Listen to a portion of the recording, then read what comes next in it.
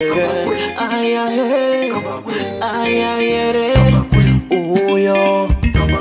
uko kuno apo pano mamuona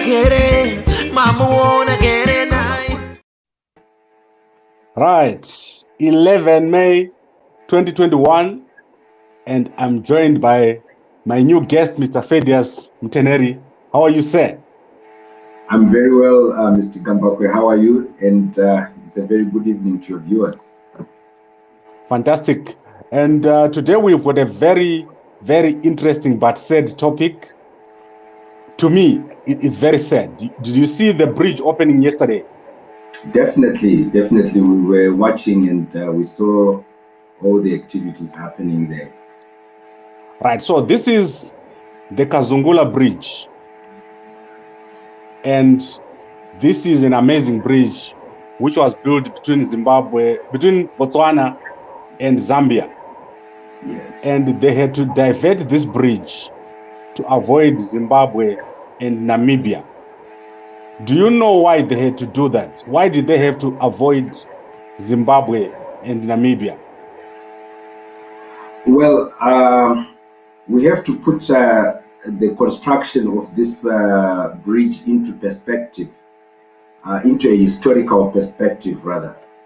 That you would know that during the Rhodesian regime or the colonial era, this particular area was basically regarded as an illegal route.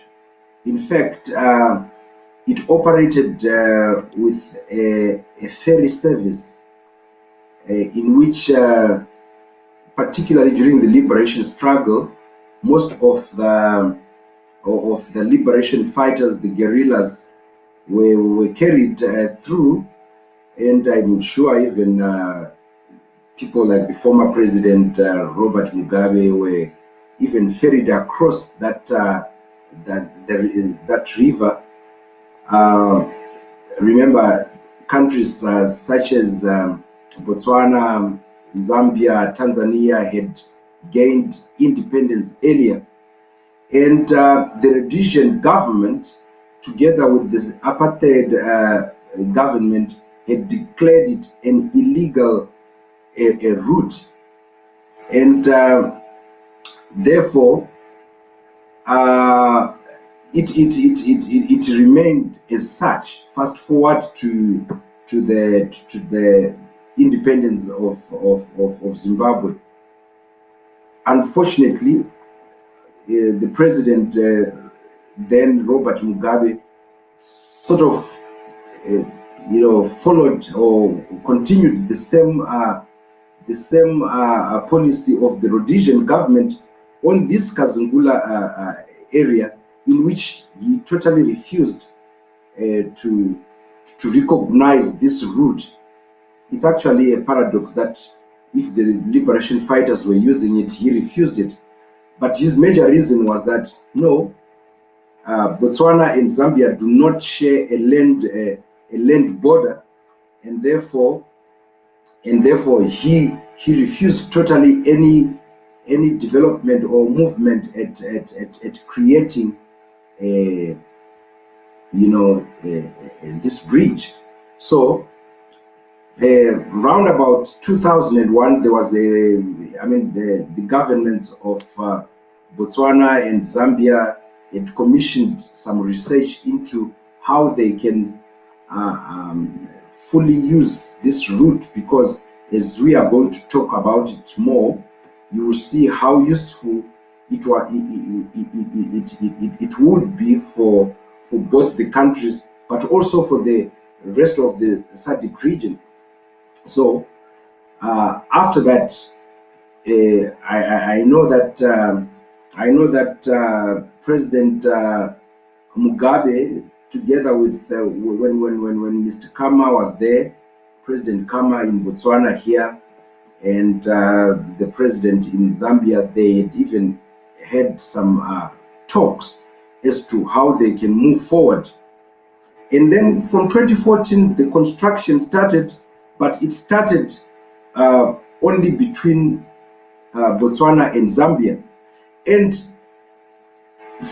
one thing you also have to know is that because of some sort of frowning on the government of national unity between 2009 and President Kama and the commissioned and said, no, let's leave Zimbabwe out, let's leave other countries, and the two of the countries started on the construction of the Kazungula Bridge. Okay, so let's hear what President Mnangagwa said yesterday, his speech during the opening of the bridge. And then let me ask you the next question after that. I wish once again to express my congratulations to the governments and people, the great people of Botswana and the great people of Zambia, for the successful completion of the Kazungula Bridge project and the one-stop border post. I reiterate Zimbabwe's commitment to be part of this historic project for the benefit of our region. I thank you. Right. So how can Zimbabwe still be part of this project? Okay. You know, the Kazungula area is a quadripoint. It is an area in which 4 countries basically meet. That is Namibia, Botswana, Zimbabwe, and partly I think it's Namibia, yes. So remember the historical perspective I've given you, that President Mugabe had refused totally that Zimbabwe be included. In fact, the shape, if you look at the shape of the bridge, it is curved towards Namibia to actually avoid Zimbabwe, because you would know that the borderline on the Zambezi River there is within the central line of the Zambezi River. So it's actually sad, and it's a loss on Zimbabwe, because let me just take you back again, give you a perspective that the development of the Kazungula border post, I mean, this bridge is a culmination of frustrations with the Bight Bridge border post, because as you would know, the north-south corridor, trade corridor, really was functional, particularly with the Bight Bridge border post through to 2 bridges up north, that is the Chirundu Bridge and the Victoria Falls Bridge. Now, Zimbabwe stood to benefit. In fact, according to statistics, on a daily basis, there was actually revenue coming into Zimbabwe of up to about $45 million US, and but the frustrations that existed, or that still even existed, the Bight Bridge border post, that include, you know, delays in traffic transit and all that, actually resulted in the fast tracking of the Kazungula border. Because remember, Botswana and Zambia contribute up to about 40% of GDP of the SADC region. Yet, these frustrations I've talked about on the Bight Bridge border post really made the whole situation worse.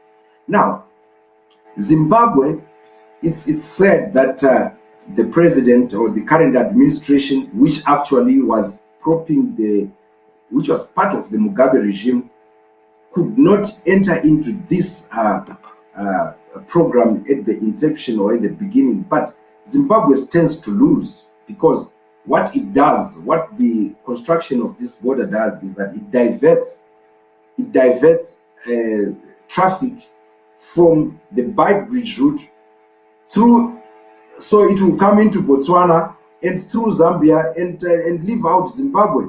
Zimbabwe can only be a fringe beneficiary through the economic activities that happen. So I think this is basically a very political, or if you like, an opportunistic entrance which the current administration, the new dispensation, is trying to stage manage here. Okay, but how can they, is it possible for them to become part of this project? There's a one-stop border there. Was that not supposed to have been constructed with Zimbabwe in it? Is it possible now for Zimbabwe to get in? Oh yes, by the way, Zimbabwe, of course, I think Zimbabwe is playing the bully, because Zimbabwe has a right. Actually, it has a right as an equal partner on this particular region. So I think the current administration, far from any benefits that they think they can get, they are just playing that politics that they are supposed to be an equal partner, because this is a shared area. However, the way it has been constructed, Zimbabwe has literally, if you like, is nothing directly to benefit but Botswana and Zambia. Okay, so how is Zimbabwe's border going to be in that area? Zimbabwe definitely does not have a direct border through the bridge. It doesn't. But as you would know, that Zimbabwe has got a land border with Botswana and Zambia, through which it would move. But basically, through the one-stop border post facility, it doesn't have anything that it will benefit. Only what it will benefit there is the drip, the trickle effect rather of the economic activity that will happen along that. But definitely Botswana and Zambia have a lot to benefit there. So does that mean if someone is coming from Zimbabwe, they first of all have to go into Botswana, then go on the bridge, stamp their passport, then go and stamp the passport on the one-stop border? How would that work? Definitely, if for a person like that. Now, the one border post service works this way. So both of these two countries, that is Botswana and Zambia, have got that facility. So whatever all the paperwork and stuff like that happens in the area where, for instance, a truck is exiting. So they will pass through Botswana, and as they exit through Zambia, everything is then done that way. So and vice versa from Zambia into Botswana. Remember, Zimbabwe, if they have to enter, like Botswana and Zambia have in principle agreed, they have to pay their part, which they haven't done. Zimbabwe has not even contributed so far. So the agreement, if they were to get in, is that they will have to pay their portion, and once they have done that, then that way probably a way could be found in which they could come from Zimbabwean side, then through into the border, or that is the only feasible way that they could do that. But as it stands, like I told you, it's a political game. It's Zimbabwe just trying to claim the right which has always existed, that this is a shared area. And remember, this was an international event, and for Zimbabwe and the administration there, which has failed totally to construct or to build the infrastructure from what we've seen in the colonial days, it's just a political game. I think let's look at it that way. But Zimbabwe is standing to lose rather than to benefit, because Zimbabwe could have, if they wanted, they could have improved the Chirundi border, they could have improved the Victoria Falls border, where actually there are bottlenecks there, because remember, those roads are winding and very steep. And if they wanted to keep that route very much alive, they could have done it long back. Or when this so-called new dispensation came in, they could have shown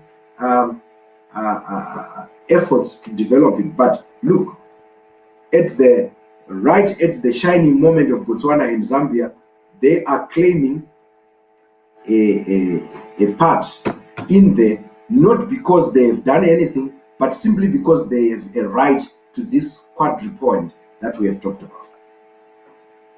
Okay, let's end with the company that constructed this bridge.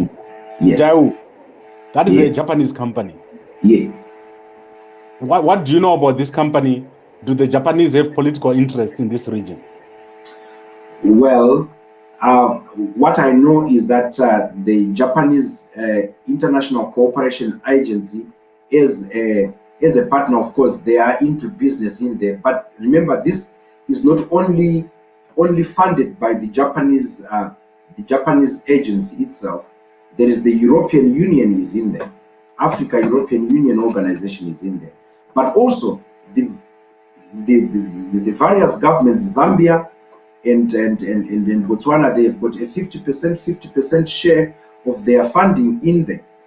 But you would also know that through the working of this bridge, there is a payment system. The tolling system actually of this border post is going to ensure that this money is going to be paid back to the Japanese agency and the European Union organization who have funded it, which is what is I know from the manifestos of the opposition, particularly the MDC, that this is what they've always clamored for, that in constructing our roads, let's give it out to agencies who have got the capacity, and then prepare a funding program in which, through a tolling system, we pay them back.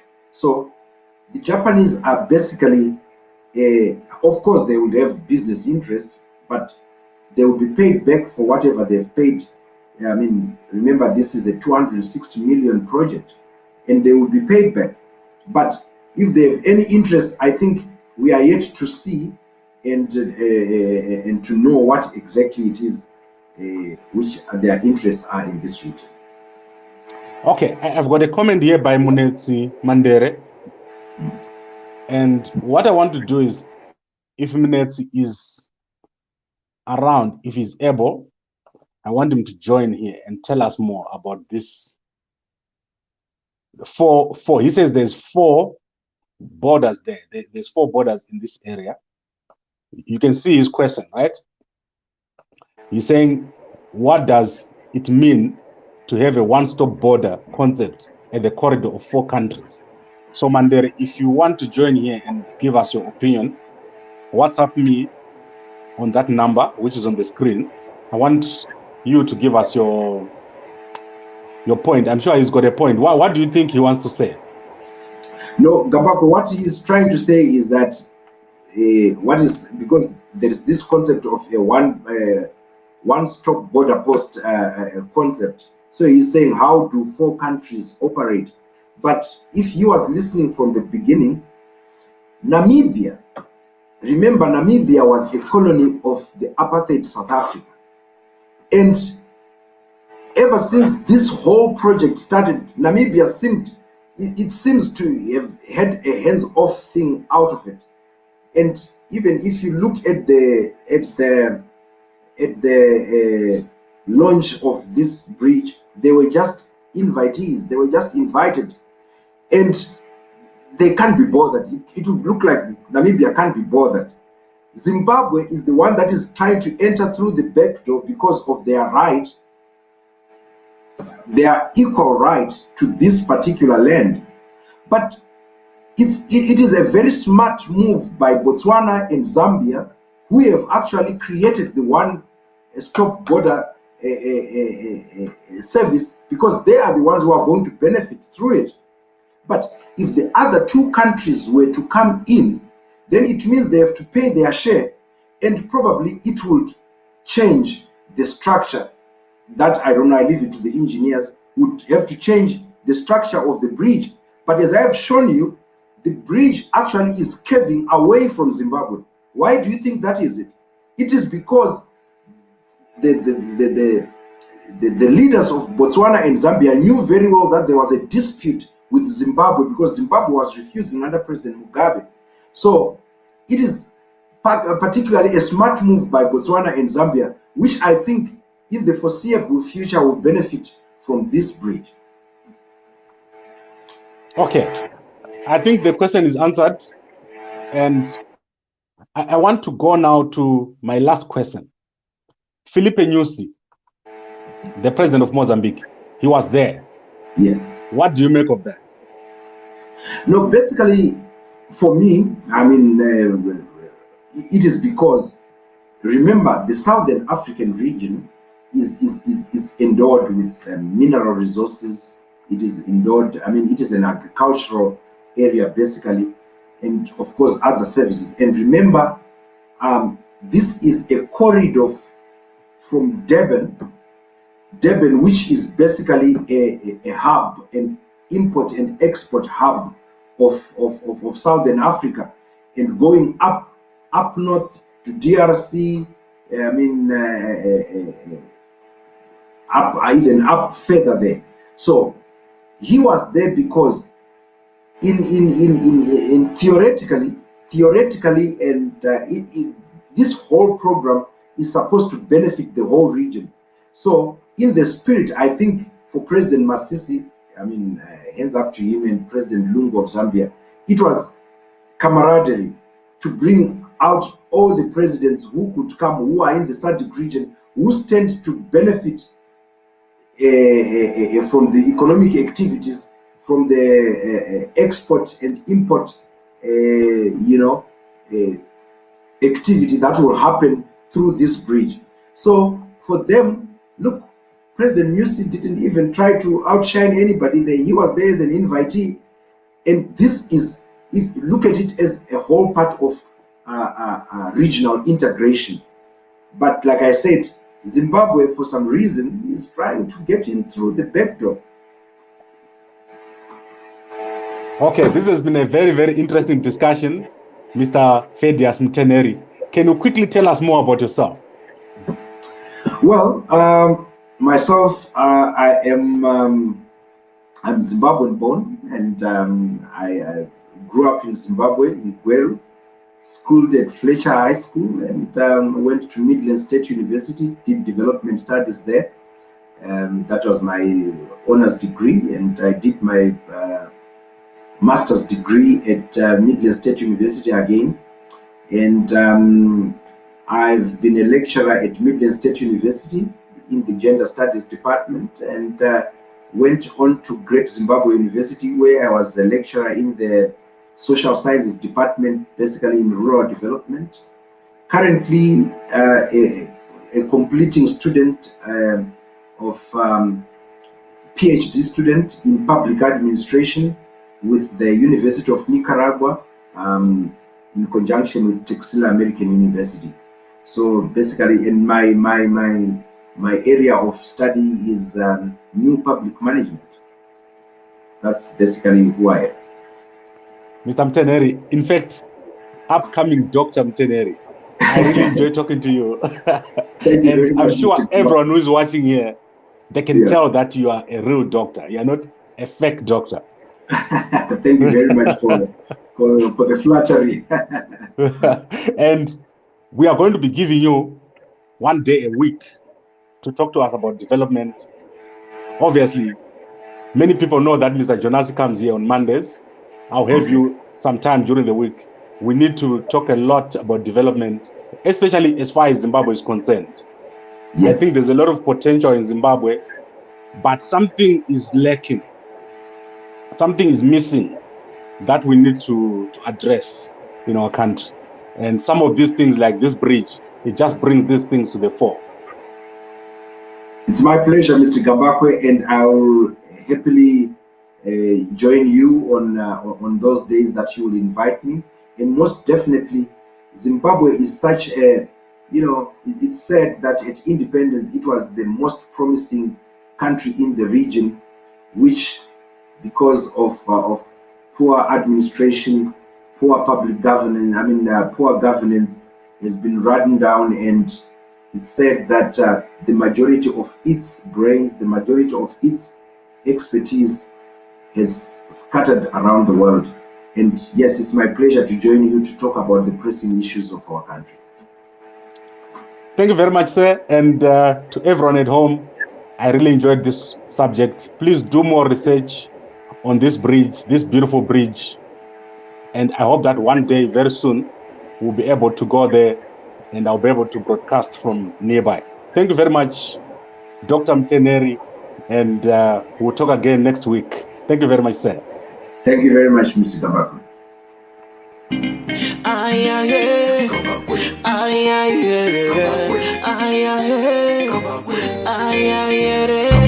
Uyo uko kuno abo pano mamuona kere